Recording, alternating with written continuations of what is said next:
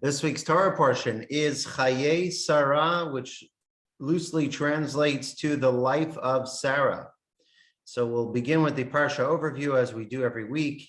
The Torah portion discusses Sarah passes away at the age of 127 and is buried in the Machpelah cave in Hebron, which Abraham purchases from Evron the Hittite for 400 shekels of silver. Avram's servant Eliezer is sent laden with gifts to Haran to find a wife for Isaac. At the village well, Eliezer asks God for a sign. When the maidens come to the well, he will ask for some water to drink. The woman who will offer to give his camels water to drink as well shall be the one destined for his master's son. Rebecca, the daughter of Avram's nephew, Bethuel, appears at the well and passes the test that we just mentioned. Eliezer is invited to their home where he repeats the story of the day's events. Rebecca returns with Eliezer to the land of Canaan, where they encounter Isaac praying in the field. Isaac marries Rebecca, loves her, and is comforted over the loss of his mother. Abraham takes a new wife, Keturah, who really is not a new wife, but his concubine from earlier, Hagar, and he fathers 6 additional sons, but Isaac is designated as his only heir. Avram dies at the age of 175, and his 2 eldest sons, Isaac and Yishmael, bury Avraham next to Sarah in the Machpelah cave.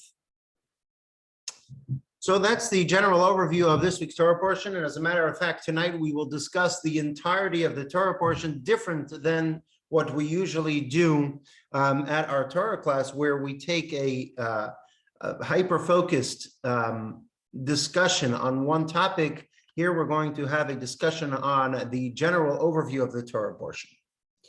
And this Torah portion will give an insight to a very interesting conundrum that many people, perhaps all of us, have faced at one point in our life, and that is an issue that every brand, every politician, every leader, every group, artist, or social movement has encountered at a certain point, and that is people start off with a great idea. A brand starts off with a great idea. It's a terrific product, a powerful message, something that they think is going to change the world, and it starts off with a loyal customer base, a loyal group, a loyal following.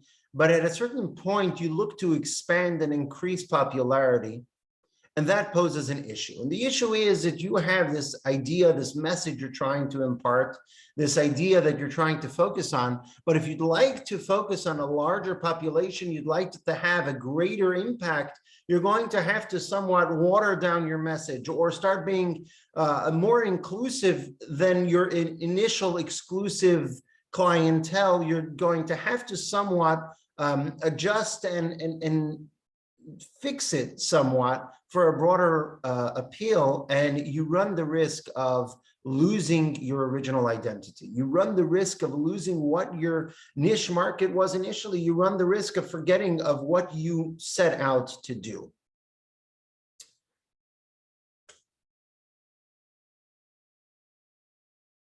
And the same thing is in our personal lives. We may have values, we may have principles that we like to follow, but on the other hand, we like to be well-liked by our peers, by everyone we come in contact with. And sometimes we feel like certain ideas, certain ideals, values, principles, whatever it may be in contrast with pleasing other people. And so we water down our own principles, our ideals, in order to please other people, in order to appeal to a broader group of friends, family, and people we encounter. And so this week's Torah portion will give us insight on this exact idea and how to handle it, and perhaps what's the correct way of looking at it. And we'll begin with not the Torah portion itself, but the name of the Torah portion. See, a name in Judaism is something which is very important, very powerful. Every word of the Torah is from God. Every word of that we read in the Torah portion is as given over by God to Moses at Mount Sinai. And so when we read the Torah, we know that every word is God-given. But even more than that, the name of something really imparts its essence. So in Hebrew, in the Holy Tongue, in Judaism, which is why, for example, when we make a mishaberach, a prayer for someone, we want to know the person's Hebrew name and their mother's Jewish name. Why the Jewish name and the mother's Jewish name? Because that's their essence, that's who they are. And it goes the same with things, with items, with ideas. In Judaism, when we give something a name, especially in Torah, when we give it a name, it's a name that expresses its totality. It's a name that expresses its essence. And the same is true with the names of the Torah portion. It's a part of Torah. It's a part of the God-given Torah. And the name of something expresses its essence. And that makes sense. It adds up, right? Bereshis, in the beginning, the entirety of the Torah portion discusses the beginning of creation. Noach, the entire Torah portion discusses Noah. Lech Lecha Vayera, every name adds up with the Torah portion until this week's Torah portion. And we'll get to that in a moment. We'll begin with this idea as explained by the Rebbe, text 1. If you have the book, it's on page 51 of the textbook. The reality that for easily 1,000 years or more, says the Rebbe, the Jewish people have become accustomed to calling the portions, the Torah portions, by these names, is ample evidence that they are Torah names. Inasmuch as the Torah portions have been established with these names for hundreds and hundreds of years, and especially since they have been called as such by the great sages and teachers of Israel, they are undoubtedly their names according to Torah. And so the point is well established that these names, the idea of the name of a parsha, expresses the totality of a parsha. In other words, it's like a 1 or 2 word overview of the entirety of the parsha. And that adds up with the other Torah portions until we come to this week's Torah portion. What does our Torah portion discuss? The Torah portion's name is the life of Sarah, Chayei Sarah. So we'd assume that the life of Sarah, our matriarch, Abraham's wife, would be the topic of discussion, would be the topic of what this week's Torah portion is talking about. But as we go through the Torah portion, we see that it isn't what the Torah portion talks about. What's the overview of the Torah portion? If you have the text, if you have the book in front of you, it's page 52, 50. I'm not going to read through the whole thing, or maybe we should to read through some of it, page 53 through 55. The topic of our Torah portion, as we explained in the introduction, the overview of this week's Torah portion, discusses 3 general storylines. The first storyline of this week's Torah portion is Abraham looking for a burial plot for his wife Sarah, and the entire negotiation in order to purchase said burial plot in Hebron, the cave of Machpelah, the double cave where Adam and Eve were already buried. That's the first storyline of this week's Torah portion. Continue on to the next storyline, and the next storyline is Eliezer's journey. Eliezer was a trusted servant of Avram and Sarah. And so Eliezer's journey in order to find a wife for his master's son, Abraham's son, Isaac. And it's a whole back and forth, a whole story where he went, where he came, and he repeats the story once and twice and 3 times. The story is repeated 3 times in this week's Torah portion. And finally, we conclude this week's Torah portion with the third major storyline, and that is Avraham's marriage to Keturah. And the commentaries note that Keturah is Hagar. Keturah is the maidservant of Sarah, whom Avram initially had a child with, whose name was Yishmael. Following which, what happens? Sarah sends her out of the house.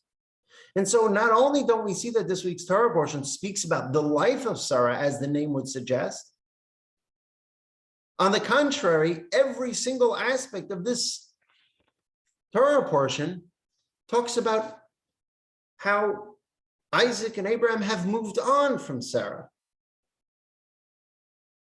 They bury her, they search for a wife for Isaac, and then Avram goes ahead and marries someone else. So it's entirely moving on. It does not express the idea, seemingly it's not expressing, the name Chayei Sarah doesn't express the essence of this week's Torah portion. And we'll go through some of those texts of the verses of this week's Torah portion. Text 2 is the story of looking for a burial place for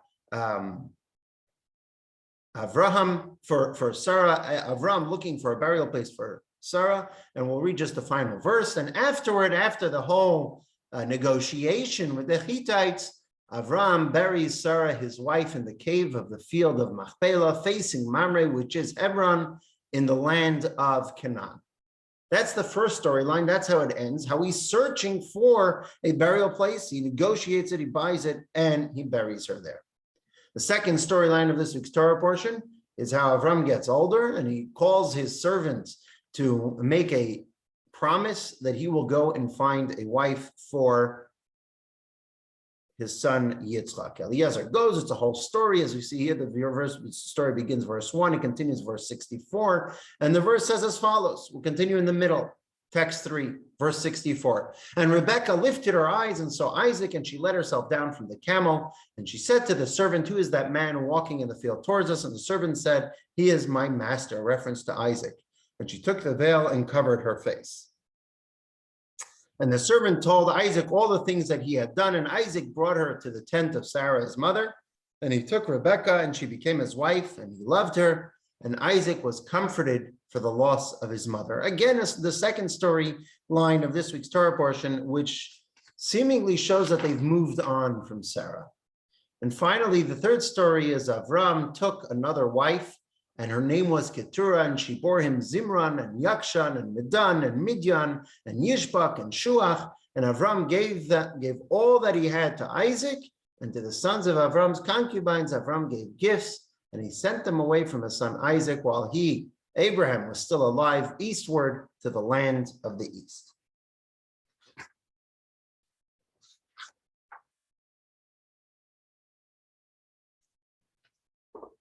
It's all moving on from the life of Sarah. The first storyline of finding a burial space is obviously not talking about the life of Sarah.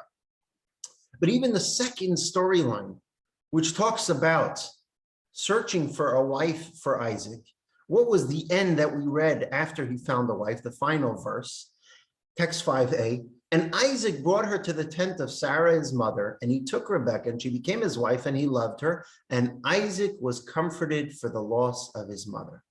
Our favorite commentary, Rashi, Rabbeinu Shlomo Yitzchaki, the 12th century sage, writes a commentary on the Torah, and he writes as follows, text 5b. To the tent of Sarah, his mother. Why is it called the tent of Sarah, his mother? And so Rashi explains, he brought Rebekah to the tent, and behold, she was Sarah, his mother. In other words, she became the likeness of Sarah, his mother. How so? For as long as Sarah was alive, a candle burned from one Sabbath eve to the next, miraculously. A blessing was found in the dough that it was uncharacteristically, that it satiated a person uncharacteristically. And a cloud was attached to the tent. There was kind of this protective cloud that hovered over the tent. This, as a side note, parenthetically, this references the 3 commandments associated specifically with the Jewish woman. The candle references the laws of Shabbos, the lighting of the Shabbat candles. The blessing was found on the dough is a reference to the mitzvah of taking challah when preparing the dough. And the cloud is a reference to family purity, which is associated with the mikvah, with the ritual bath, which is associated with cloud or water, etc. Continuing in Rashi, when she died, when Sarah died, our matriarch, these things ceased. And when Rebekah arrived, they resumed. And therefore, what says the verse? And Isaac was comforted. Says Rashi, it is the way of the world that as long as a person's mother is alive, he is attached to her. But as soon as she dies, he finds comfort in his wife. So the narrative of Yitzchak's match with Rebekah, with Rivka, was in a sense about him finding a feminine figure to replace Sarah and her meritorious characteristics, her meritorious character. Again, about moving on. And last but not least, the third storyline was about marrying Keturah. And as we mentioned earlier, according to the sages, Keturah was just a second name for Hagar, who was the maidservant of Sarah that at 86, Avraham took her as a concubine and had a son with her named Yishmael. who used to taunt Isaac, who used to bother him until the point where Sarah rejected them and sent them out of the house. And so here what happens? Sarah sends her out of the house, like we see here in the verse, and Sarah saw the son of Hagar, the Egyptian, whom she had born to Avram, making merry. And Sarah said to Avram, drive out this handmaid and her son, for the son of this handmaid shall not inherit with my son with Yitzchak. So Sarah goes ahead and evicts her from the home and this child, and Abraham goes ahead and remarries her. What more than this story can be considered moving on? So how, back to initial question, how can we call the Torah portion the life of Sarah when seemingly the entirety of the Torah portion is dedicated to show us how her family had moved on? And in the words of the Rebbe, text 7, the name of the parsha is puzzling. The entire portion speaks of events that did not occur in Chayei Sarah during her life. On the contrary, every occurrence in the portion happened after Sarah's death. And not only did they happen in time following her passing, the content of these events represents the opposite of Sarah's life.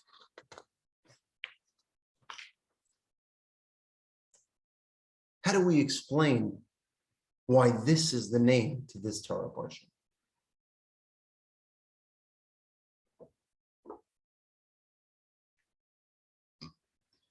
And the answer is an interesting one.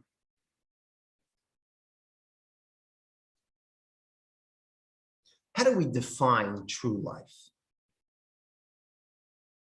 What is life? Is life the opposite of death?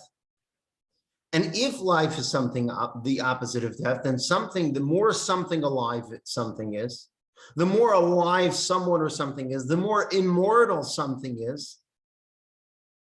In order for it to be more alive, it has to be more immortal. So in other words, something that lives longer is more alive. So if we do a lot of exercise and we have great genes and we keep ourselves healthy and we live till 100, 150, 180 with inflation, 210, inflation's going up. So 400 we live to. It's still not immortality.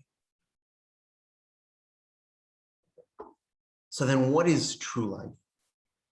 True life is something, a purpose for which we live. If we dedicate ourselves to a cause, to something meaningful, and that dedication lives on beyond the limited person, a person's limited, they have 248 limbs, 365 sinews, somewhere between 4 and 7 feet, very limited. And a human lives even till 200 years old. It's limited. But a dedication to something that is beyond our corporeal dimensions, a dedication to something, a cause, a mission, then our lives are not measured merely by our lives on this earth. Rather, they're measured by the purpose and the goal for which we live. And if that cause survives, and not just survives, but endures after we've shuffled off this earth, then in some form, we've achieved immortality. Our mission in life lives on past us. It endures.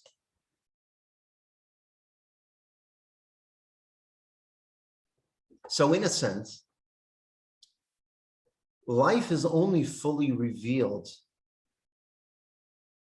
as a life after its time on earth has finished, and it continues to be carried forth. And if it perseveres, then we know that it was a true life and that it is still a true life. And we can take that even a step further, because some causes are more enduring than other causes. What's the most enduring cause? What's the most immortal cause? One that comes from the eternal God. To be connected to a true God, to be connected to the source of all life, to God, the eternal God, is to be truly alive. And that's the life of Sarah. The words of the Rebbe, text 8a. True life must be lasting, a lasting eternal life. This is only possible for that which is attached to the one above, to he who is the source of life and true eternity. The same can be said of the life of Sarah. When is Sarah's life most fully revealed and validated? When the impact of the years of Sarah's life is evident also after her time in this world, when the good and holy aspects of her life are also carried on later. It is precisely then that her 127 years, that's how long she lived, can be referred to as the life of Sarah, as a life worthy of its name, the true life of our mother, Sarah. And that's the answer to our question why this week's Torah portion is called the life of Sarah. Because everything in our parsha, in our Torah portion, is not how Avram and Isaac have moved on. On the contrary, it's how Avram and Isaac and his family carried on Sarah's essence, her mission in life. They carried on what Sarah was all about, and thereby demonstrating how Sarah truly lived on. How is that? Where do we see in these three stories the essence of Sarah? And here's where it gets interesting, where we see this difference between Sarah and Abraham, Sarah and Avram.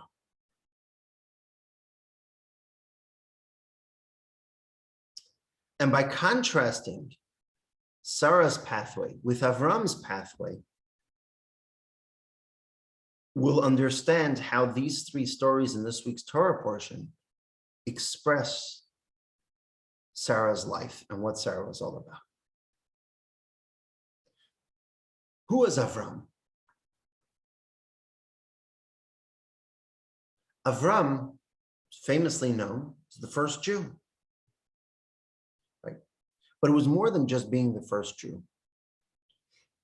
Avram's perhaps greatest claim is being the one who introduced monotheism to the world. In other words, we're not talking about Avram in the narrow sense as being the first Jew. We're not talking about a popular idea that Avram came up with. And therefore, we're saying that he introduced it to the world. It's actually God who says that he becomes something of a universal figure. As you see it here, text 8b and 8c. The verse tells us God changes Avram's name. And your name shall no longer be Abram, but your name shall be Abraham. He adds a hey. For I have made you the father of a multitude of nations. What does that mean? And so Rashi once again explains as follows. The father of a multitude of nations, Avraham, Avhamayim, is an acrostic of his name. The resh that was in his name originally, denoting that he was the father only of Aram, which was his native place, whereas now he became the father of the whole world. What are we talking about? In Hebrew, Avram is 4 letters. Avram, which also means, the word Avram means father of Aram. Aram was the region from where Avram came. And so until that point, until he discovered monotheism, he was the father of Aram. In other words, that leadership figure, that hero of that region. Once he discovered monotheism and he started making a change to the entire world, not only to himself and his family, but to the entire world, God changed his name to reflect that difference. And now he is Av, the father. Av means father, like Abba, father. Av, Raham. What does Raham mean? Raham is an acrostic of Av, Hamon, and Aram. He's now not only the father of Aram, his narrow region, he's also the father of all the nations, a multitude of nations, because he's a father of the whole world. He discovered this, he introduced the idea of monotheism. He became, perhaps we can call it, the world's first universalist.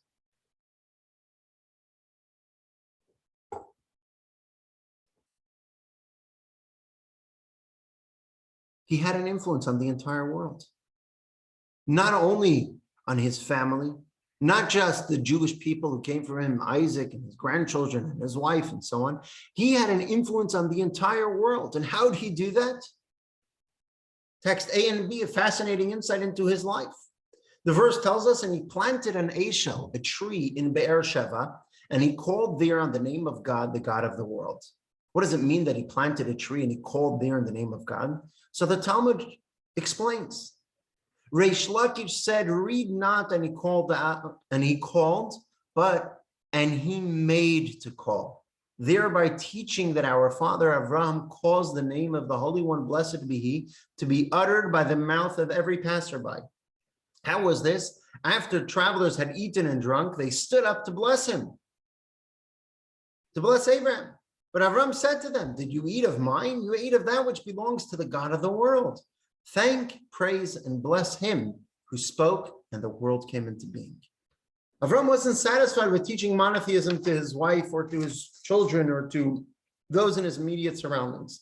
He set up an inn in the middle of the road in the desert of Be'er Sheva, and used to give out food and drink for free. And who would pass there? Peasants, idol worshippers, total strangers would pass through. And they'd eat, because a free meal in the middle of the desert, who doesn't want it? And when they finish eating, they'd say, thank you so much. He'd say, don't thank me. Thank God, the one God, the creator of the world. And they'd ask questions and he'd explain. And slowly but surely, he taught the world about monotheism. He was a universalist. Avram's vision was, to a degree, some version of universalism. He wanted to reach out to the universe, as it were. He wanted to reach out to the entire world, to anyone he can contact with, to teach them about monotheism. That was Sarah's way. That was Avraham's way. That was his path in life. We're going to teach the world. Now let's contrast that with Sarah. Sarah, in contrast to Avram, was not a universalist. Was, perhaps we can call it, a particularist. She was very, very much a particularist. How do we see that? How do we see her particularism?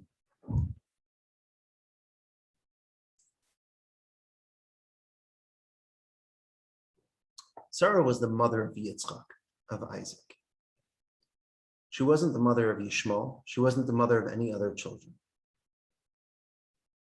And she was very, very particular who's going to be part of her family. As we mentioned earlier, when she saw Yishmael was going a little bit out of line, Yishmael was the son of Hagar, who wasn't Jewish, and so Yishmael wasn't Jewish.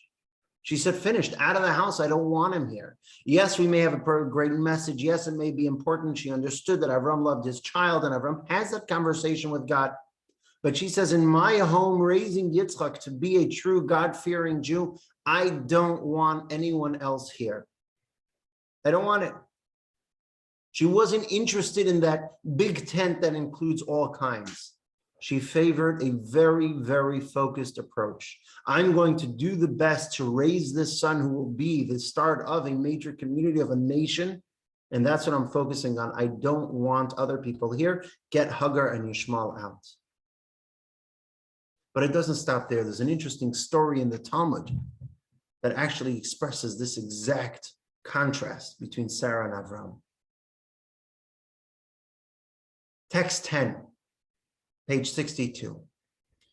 There was a sage, his name was Rabbi Benah, and Rabbi Benah used to go around and mark places throughout Israel where there were people buried. Why was it important to mark those places? Because according to Jewish law, someone who comes in contact with the deceased or goes into a cemetery becomes ritually impure, and they cannot partake in certain foods that were eaten at those times, namely the tithes or the trumot, that which was consecrated from food to be eaten in pure, in purity and in holiness. And so the priests and others had to know exactly where the burial spaces were. And so Rabbi Benah set out to mark those places, caves and crypts and elsewhere, in order to ensure that the priests and others know exactly where it is.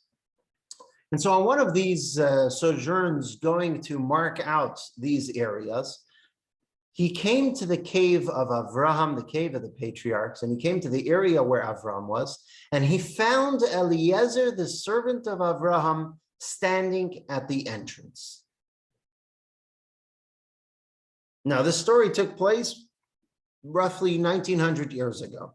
Avraham and Eliezer passed away roughly 3,500 years ago, 3,700 years ago. So we're not going to get into the details of exactly what these details means, but let's take it at face value for the moment. He found Eliezer miraculously, the servant of Avraham, standing at the entrance. And so Rabbi Benah said to Eliezer, "What is Avraham doing?" And Eliezer replied, "Avraham is sleeping and Sarah is gazing at Avraham's head." Rabbi Benah said, "Go and tell Avraham that Benah is standing at the entrance." So Avraham told Eliezer, "Let Benah enter." So Benah went in, surveyed the cave, and came out again. Wild story, lots of details to unpack, but we're not going to dig into the entirety of the story. We're going to focus on one aspect of the story, one line. And again, we're bringing the story to express this idea of Sarah's particularism. What was Avram doing? He's sleeping and Sarah is gazing at his head. What does it mean that Sarah is gazing at his head? See, in the Hebrew or Aramaic, it doesn't say gazing. It says ma'ina. This is the word. Whoops. Where are we? There we are. Ma'ina. So gazing, in other translations, it says looking fondly at him while he's sleeping, but the word is ma'ina. What does ma'ina mean? Ma'ina really means examining, looking intently. She's looking, it suggests that she's looking intently and examining his head, almost as if she's planning on combing his hair. And as a matter of fact, Kabbalah explains it in those exact terms. The third Chabad Rebbe, the Tzemach Tzedek, explains as follows. This imagery here is in order for us to understand Sarah, understand who she was, understand her personality. While Avram was exceedingly generous, inclusive, open to all, Sarah had this kind of supervisory role. She was very exacting. She was very selective, meticulous, focused. And so while Avram was willing, and not just willing, but he was actually doing it in practice, bringing everyone in order, anyone who expressed interest, and even if they didn't express interest, to go out there and explain to them this idea of monotheism, have them join this budding community of believers. Sarah was much more discerning. Sarah would ask questions. Is this person really ready to join us? Do they understand your message, Avraham? Are they ready to go out and share it with others? Are they really what they seem to be? She would sift through these prospective converts, if you want to call them that, just as one combs through here looking for lice, looking for knots, looking for dust or whatever else may be there. This way, Sarah did that in order to make sure that there won't be any negative consequences from Avram's efforts, and that only those who are really supposed to would come in. In the words of the Tzemach Tzedek, some of it may seem a little bit Kabbalistic, but bear with me, let's go through it slowly. Text 11, it's on page 63. Sarah would separate those hairs so that they would be as they were pure hairs without any spiritual impurities getting mixed up in them. In other words, this is a metaphor. This is to say that the converts who were receiving energy from Avraham as hairs emerge from the head should be pure of any dross or contamination. Indeed, we find that there have been converts who were great tzaddikim, like Rabbi Akiva, Onkelos the convert, Rabbi Meir, Shmaya, and Avtalia. These are all Talmudic sages, and Ovadia, who was a prophet. Certainly, they all derived energy from Avram Avinu, who was the first Jew, who was the one who introduced monotheism to the world, and from who everyone derives their energy, including all the converts. But Sarah made sure to be very selective, and this was because Sarah removed any impurities from the hair of Avram Avinu, that they should be clean of all dross, and that the spiritual contaminant of lice should not be found in them. And so in effect, what was Sarah? She was quality control. She wanted to make sure that the spiritual energy that Avram was putting out to the world was up to standard, it's going to the right places, and it's not getting diluted whatsoever. And so she imposed this certain discipline on Avram's activities by being careful on who came into their home and what came out of it. Who's part of this new community of ours? We're not just taking everyone in. It's not just a tent open for all. We have to be very selective. In other words, Avram wasn't so concerned about who would get his message and for how long it would last. What concerned Avram, what was important to Avram, was the universality of it, that it should go out far and wide. That's what's important. Who received it, how long it's going to last, irrelevant. And that's how he lived his life. He accepted Yishmael. He went out there in these crossroads. He accepted everyone. Avraham, he was kind to everyone. Sarah, on the other hand, was very focused on the specifics of who will be receiving it and how long lasting and sustainable their influence would be. For her, it was important that the impact be resonant and catered to its audience, and therefore that resulted in a very niche audience. So while Avram was willing to universalize his message in order to build his audience, Sarah shrunk the audience in order to amplify the message, to have it be more impactful, and in turn, impact the world at a later time. That's the difference between Sarah and Avram. Now let's go back to the three storylines of our Torah portion and see how that adds up.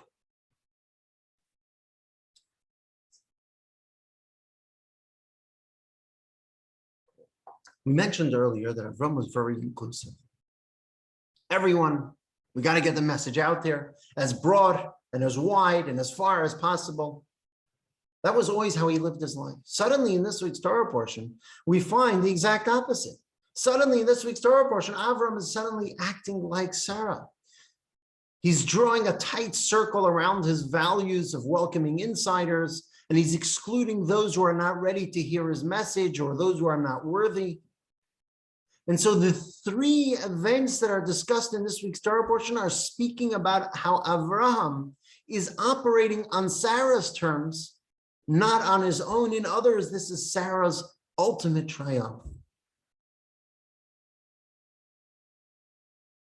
Where do we see that in the first storyline of burying Sarah? You see, the burial plot that Abraham bought for Sarah wasn't a new cemetery. It was always a cemetery. It had been a cemetery almost from the beginning of times. Who was buried there? Adam and Eve were buried on that plot of land in Hebron, in the cave of the patriarchs and the matriarchs, in the cave of Machpelah. By the time Avram came there, it was already a universal cemetery. Adam and Eve were who? The progenitors of all of mankind, not just of the Jewish people. Like the Talmud tells us, The plain of Kiryat Arba, which is Hebron. In this week's Torah portion, it says that he bought a burial plot in Kiryat Arba. City, until today, actually, the city of Hebron is called Kiryat Arba. Why is it called Kiryat Arba, the village of four, the city of four? Rabbi Yitzchak said it is called Kiryat Arba, the city of four, for the four couples there. Adam and Eve, Abraham and Sarah, Isaac and Rebekah, Jacob and Leah. So Adam and Eve were buried there. Comes Abraham and he says, no. I'm going to buy this plot of land and I'm going to transform it from a universal burial spot to a very selective, exclusive cemetery for just the patriarchs and matriarchs of the Jewish people. It's the first instance where we see that first storyline is going against his pathway and following Sarah's selective, exclusive pathway. And we see the next story. What was the second story? The story where Avram calls his servant Eliezer, who is not Jewish, and tells Eliezer, go to the far off land to find a wife from the family, from my family, in order for Isaac to marry. But it's just an issue. Eliezer had a daughter. And Eliezer wasn't just a non-Jewish guy. He was a Canaanite, but he wasn't just a non-Jewish guy. Eliezer was someone who was near and dear to the family. As we saw in the story from the Talmud, thousands of years later, he's still standing at the cave of the patriarchs. The Talmud tells us that he's one of the 7 great people who never passed on, whatever that means. It's a discussion for a different time. But we see Eliezer was a very great person. Nonetheless, as Rashi quotes from the Talmud, Eliezer had a daughter. And he was looking for a pretext so that Avram would turn to Eliezer to marry off his daughter to him, to Isaac. And Avram rejected it. Why? He's not part of the Jewish people. We have a message to impart, and he's not part of the ever-shrinking audience. And so Isaac will not marry Eliezer's daughter. What happened to his universal message? Again, the second storyline where we see that Avram is taking this theme of exclusivity, not just in the broader sense of a descendant of Adam and Eve, but someone who was even close to their family and making it more exclusive. No, only from our initial family. A relative from the children of Besuel, from Avram's own family. That's who we're going to marry Isaac. Not you, Eliezer, because we're tightening our grip on our audience, exactly what Sarah would have wanted. Now comes a third storyline. How do we see that this is an expression of Sarah? Here's Avram. He goes ahead and granted he marries Keturah, he remarries this other woman, Hagar, who Sarah had sent out of the house. And he takes her back in and he marries her and they have 6 more children. But the most striking part of this story is what happened next. They're his own flesh and blood, and he surely loves them like a father loves his children. He doesn't consider them his proper heirs. Even they, these 6 of his children, will not be considered of this ever-shrinking audience of his inner circle. In Sarah's spirit, Isaac becomes Abraham's sole inheritor, who will in turn pass on the spiritual inheritance to Jacob. And what happens to these 6 children? He sends them away. Text 14a. And Avram gave all that he possessed to Isaac. And to the sons of Avram's concubine, Avram gave gifts and he sent them away from his son Isaac while he, Avram, was still alive eastward to the land of the east.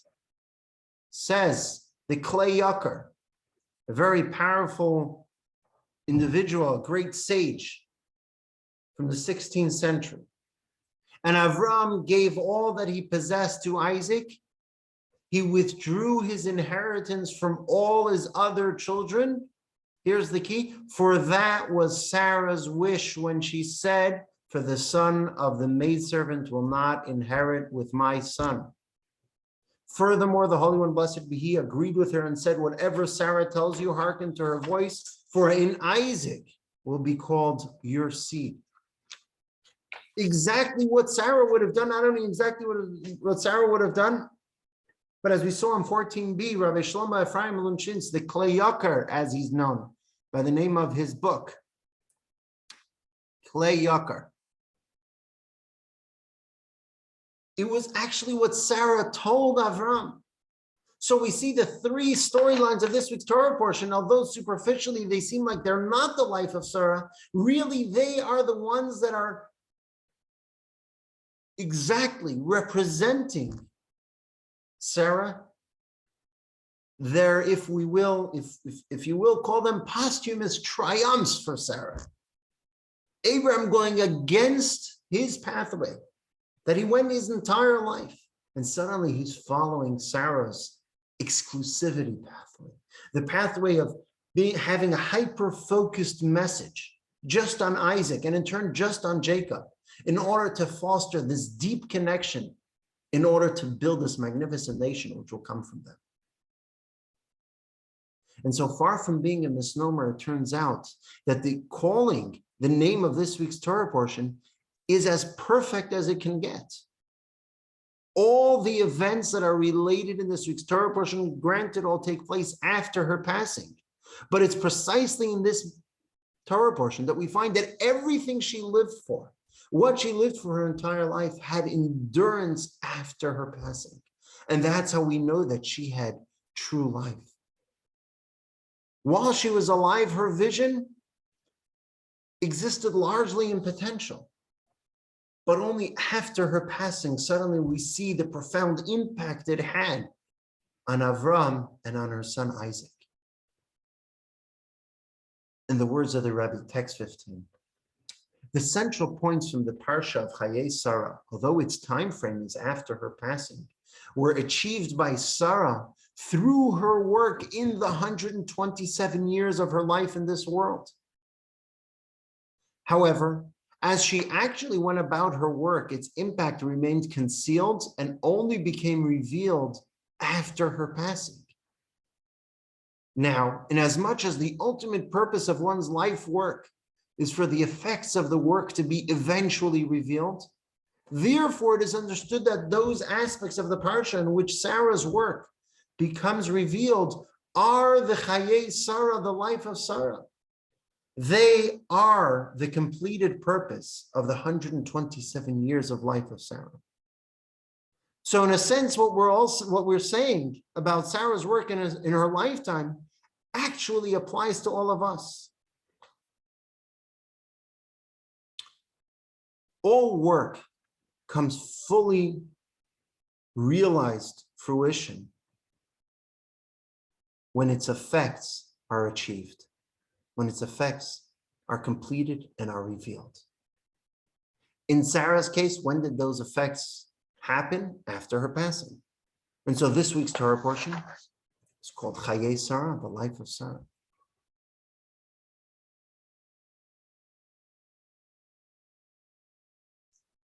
In life, we have both these ideas.